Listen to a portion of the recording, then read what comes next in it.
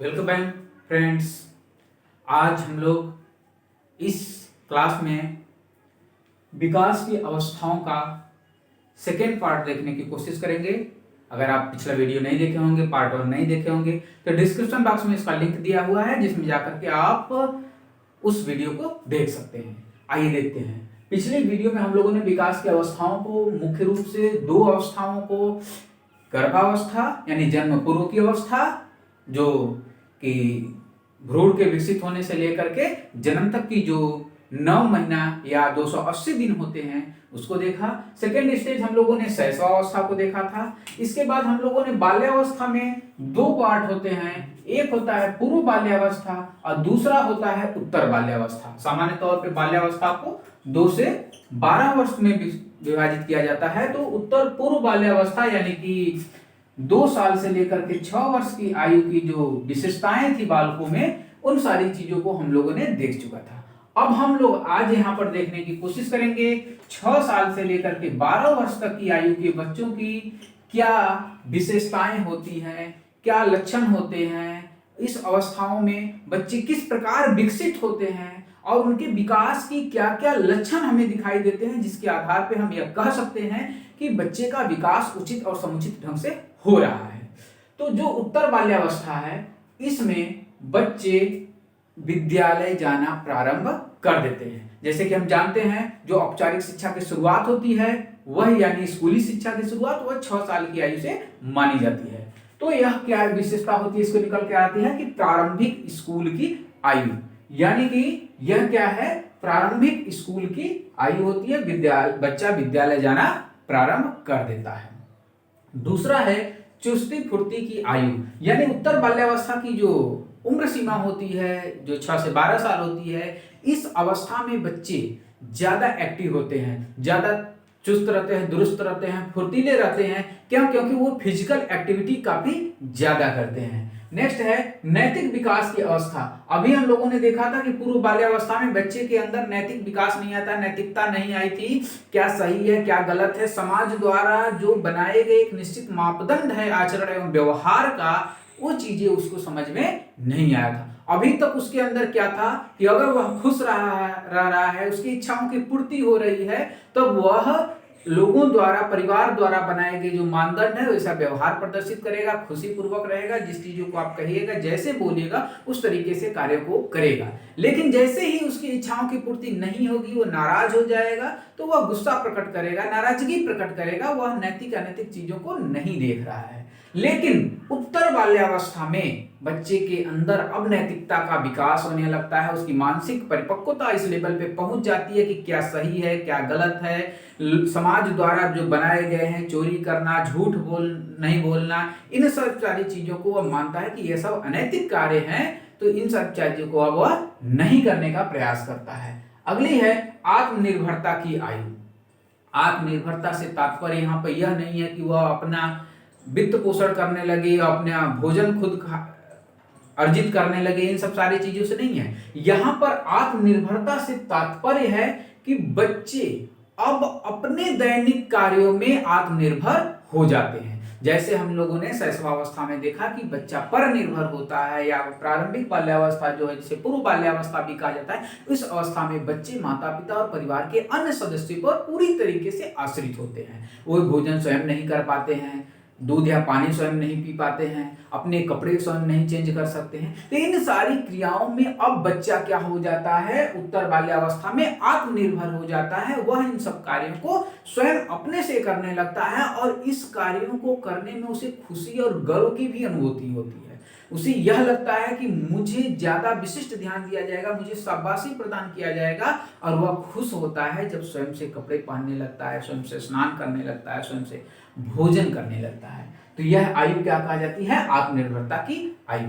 अगली विशेषता होती है रचनात्मक कार्यों की प्रवृत्ति, यानी इसी उम्र सीमा में बच्चे के अंदर क्रिएटिविटी का विकास होने लगता है, सृजनात्मकता का विकास होने लगता है, वह रचनात्मक कार्यों को करने लगता है, वह चित्र अलग अलग बनाने लगता है, वह पेंट करने लगता है, वह कागजों से अलग अलग आकृति बनाने लगता है। तो इन सारी चीजों की जो विकास होती है इसी अवस्था में होती है। अगली विशेषता है सामूहिक प्रवृत्ति की भावना का विकास। बच्चा के अंदर इसी उम्र सीमा में यह चीजें होती है कि सारी चीजों को हम मिल बांट करके या लोगों के साथ मिल करके कार्य करें, तो यह भावना कब विकसित होने लगती है? सामूहिक प्रवृत्ति की भावना इसी उम्र सीमा में विकसित होने लगती है। इसके पहले तक उसे मित्र मंडली नहीं रहता है, क्योंकि विद्यालय जाना प्रारंभ नहीं किया जाता है, पास पड़ोस खेल के मैदान में जाना शुरू नहीं किया रहता है, इसलिए उसके पास कोई समूह नहीं होता है, कोई मित्र नहीं होते हैं, कोई मंडली नहीं होती है, इसलिए उसे केवल स्वार्थ की चिंता रहती है, खुद के लिए रहती है। लेकिन जब इस आयु में आता है, विद्यालय जाना प्रारंभ कर देता है, तो उसके नए नए मित्र बनने लगते हैं, एक मंडली बनने लगती है, तो वह अब सामूहिक कार्यों को तवज्जो देने लगता है। खेल के मैदान में खेल के माध्यम से भी सामूहिकता का विकास होता है, टीम भावनाएं उसके अंदर आती है। तो इस तरीके से सामूहिक प्रवृत्ति का विकास उत्तर बाल्यावस्था में होता है। तो चलिए अब हम लोग देखते हैं जो अगली अवस्था है, जिसे हम लोगों को समझने के लिए सबसे ज्यादा जरूरत होती है, वह है किशोरावस्था यानी एडोलसेंस। इसकी उम्र सीमा 12-13 सालों से लेकर के 18 सालों तक मानी जाती है। अलग अलग मनोवैज्ञानिक इसको अलग अलग उम्र सीमा कहते हैं, कोई 19 साल तक कहता है, कोई 20 साल यानी कि मैच्योरिटी आने तक की बातें कहते हैं। तो सामान्य तौर पे इसे 12 से 18 वर्ष में हम लोग विभाजित करके देखते हैं। तो इससे की प्रमुख विशेषताओं को आइए देखते हैं। सबसे बड़ी विशेषता है कि समूह आयु, यानी कि इसके इस उम्र सीमा में बच्चे के अंदर गैंग एज हो जाता है, गैंग बनाने की, समूह बनाने की प्रवृत्ति आ जाती है, और वह गैंग द्वारा बनाए गए, समूह द्वारा बनाए गए नियमों और बातों को ही सर्वोपरि मानता है। समाज की सामाजिक बातों को या माता पिता परिवार की बातों को वो तवज्जो उतना नहीं देता है जितने अपने साथी समूह के लोगों की बातों को तवज्जो देता है। नेक्स्ट होता है जीवन का एक कठिन काल है।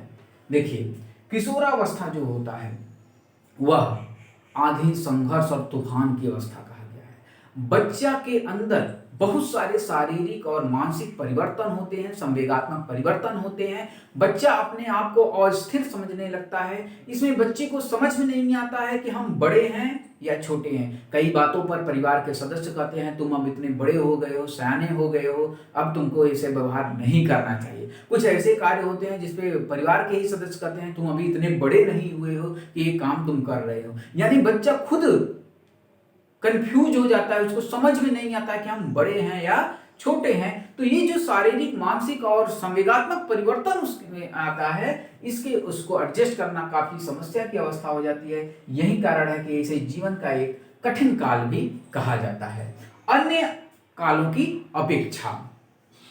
अगला है कल्पना की अवस्था, यानी बच्चे बहुत सारे कल्पनाओं में खोए रहते हैं, अलग अलग कहानियों में, किस्सों में, अलग अलग वैज्ञानिक दृष्टिकोण में वे कल्पना में रहते हैं, जिम करते रहते हैं हमेशा कि अगर ऐसा हो जाए तो क्या हो, या यह कार्य हो तो क्या कर सकते हैं। इन सब तरीकों से वह अलग अलग कल्पनाओं की अवस्था में खोए रहते हैं, और उसी कल्पनाओं के माध्यम से ही वे रचनात्मक कार्य करते हैं, सृजनात्मक कार्य करते हैं। और अधिकांशतः विद्यालय में शिक्षकों को यही कर्तव्य होना चाहिए, यही भावना होनी चाहिए कि बच्चा की कल्पना को किस रूप में हम उसे परिणत करने की कोशिश करें, कौन सा आधार उसको दे कि इस तरीके से वो अपनी कल्पनाओं को किसी माध्यम से प्रकट कर सके। कोई डायग्राम बना सके, कोई किसी चीज पे फोकस करके टीम लीडर के रूप में काम करके किसी नई चीजों को इजाद कर सके, खोज कर सके। तो इस तरीके से उसको कल्पनाओं को एक शैक्षणिक रूप से एक नया आधार देना चाहिए। अगली होती है सुनहरी अवस्था, यानी इसे गोल्डन एज कहा जाता है। वैसे भी सामान्य तौर पे आप सुनते होंगे लोग गोल्डन लाइफ बोलते हैं स्टूडेंट लाइफ को। वास्तव में जो यह अवस्था होती है किशोरावस्था, यह एक सुनहरी अवस्था होती है, क्योंकि इसमें किसी चीज की विशेष चिंता नहीं होती है।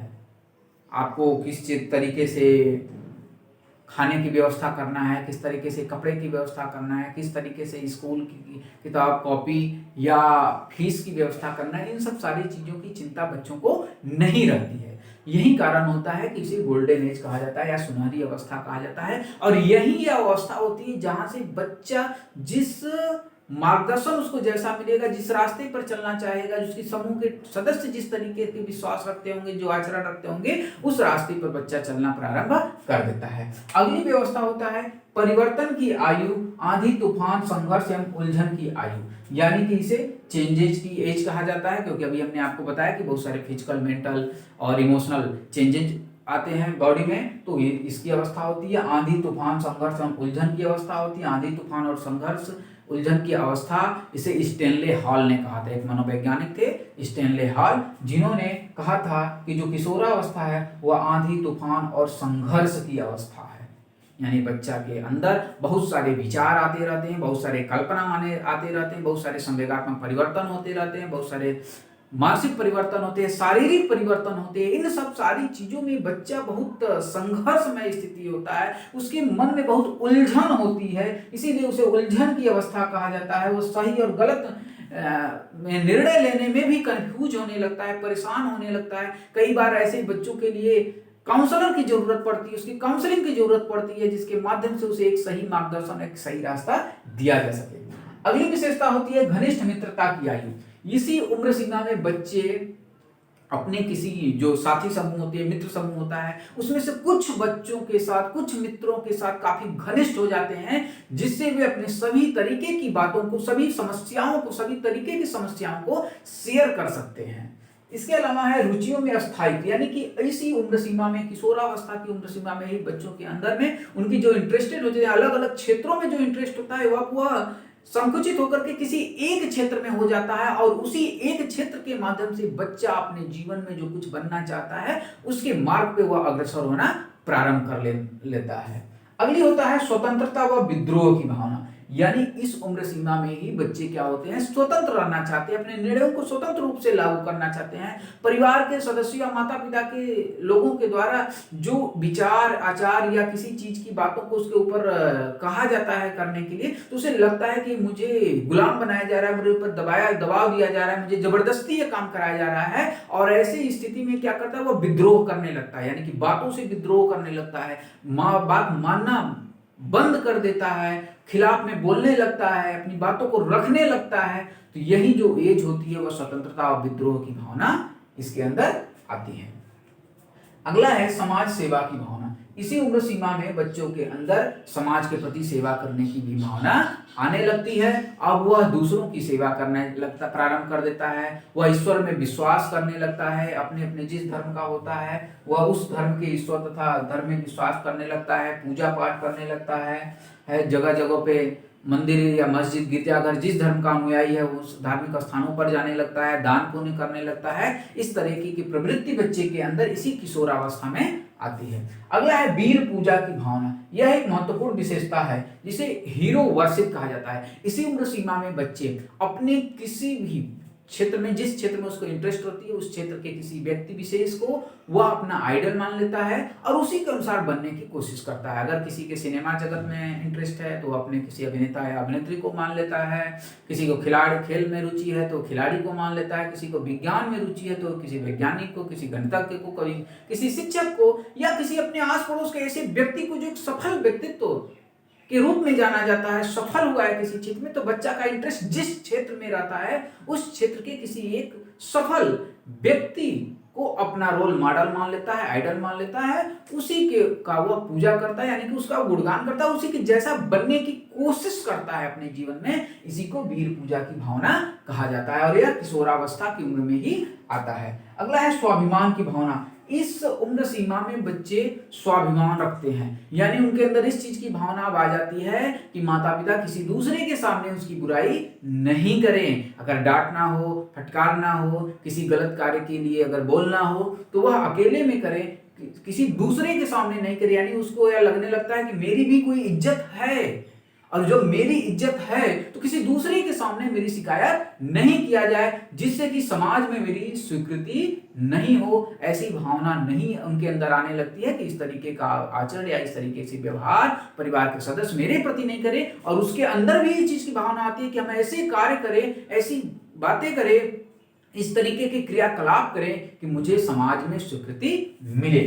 अगली होती है अपराध प्रवृत्ति का विकास। देखिए, कुछ अधिकांशतः बालक इस प्रवृत्ति के होते हैं कि उनके अंदर स्वाभिमान की भावना आ जाती है, वे कुछ अच्छा करना चाहते हैं उनके, और यह किससे रिलेटेड हो जाता है, समूह आयु से। यानी कि जो गैंग एज होती है, जो समूह इसका होता है, अगर इसका विचार अच्छा है, इसके क्रियाकलाप अच्छे हैं, इसके जो घनिष्ठ मित्र हैं, इन घनिष्ठ मित्रों की इनकी क्रियाकलाप अच्छे, उनका आचरण अच्छे, वे अच्छे कार्यों में इंटरेस्ट रखते हैं, अच्छी कल्पनाओं को सोचते हैं, उस कल्पनाओं को पूरा करने की कोशिश करते हैं, तो बच्चा का भी आचरण अच्छे कार्यों के लिए होगा।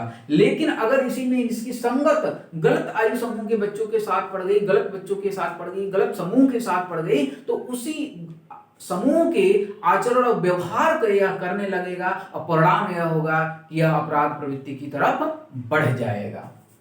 अगली विशेषता इसकी होती है तीव्र शारीरिक विकास, यानी कि इस उम्र सीमा में बाल्यावस्था की तुलना में तीव्र शारीरिक विकास भी बच्चे के अंदर देखने को मिलती है। इसी अवस्था में के अंत तक यह कहा जाता है कि बच्चे की लंबाई जो बढ़नी होती है वह बढ़ चुकी होती है, यानी कि 18, 19, 20 साल तक की आयु में जो मेच्योरिटी की आयु 20-21 साल है, उस उम्र सीमा तक आते आते बच्चे की जो भी लंबाई होने होती है वह लंबाई बढ़ चुकी होती है। शारीरिक लंबाई और सारी चीजों का जो शारीरिक विकास होता है वह लगभग हो चुका होता है। इसी उम्र सीमा में बच्चे के अंदर व्यवसाय की चिंता होने लगती है। व्यवसाय की चिंता से तात्पर्य उसे किस फील्ड में जाना है, क्या बनना है, उसको बनने के लिए किन विषयों का चुनाव करना होगा, किन ट्रेड से पढ़ाई करनी होगी, किस तरीके से हम बन सकते हैं, इन सारी चीजों की जो चिंता होती है उसे किशोरावस्था में ही होने लगती है। और अब तो हम यह भी देख रहे हैं कि नई जो राष्ट्रीय शिक्षा नीति बनी है, इसमें आप मैट्रिक के बाद ही यह चूज कर लेना है, यह चुनाव कर लेना है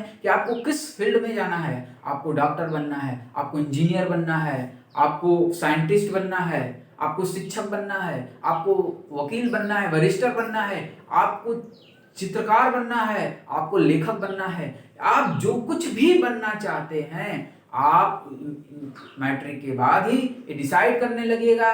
कुछ चीजों में कोर्सेज में इंटरमीडिएट के बाद, और तभी से लेकर के आप यह निर्धारण कर लेना होगा कि हमें किस फील्ड में जाना है, क्या बनना है। तो यह जो व्यवसाय की चिंता होती है, यानी कुछ बनने की, कुछ अपने आप को स्थापित करने की, उन क्रियाओं के बारे में जो चिंता होने लगती है बच्चों को, इसी एज में होना प्रारंभ हो जाती है। तो इस तरीके से यह विकास की अवस्थाओं को, जो प्रमुख अवस्थाएं रह गई थी, फर्स्ट वीडियो में हम लोग क्लियर नहीं कर पाए थे, बाल्यावस्था और किशोरावस्था, इन सारी चीजों को यहाँ पे हमने देखने का प्रयास किया है। अगर आपको ये वीडियो पसंद आया हो तो वीडियो को शेयर करें, लाइक करें, और चैनल पर अगर नए होंगे तो सब्सक्राइब जरूर करें। धन्यवाद।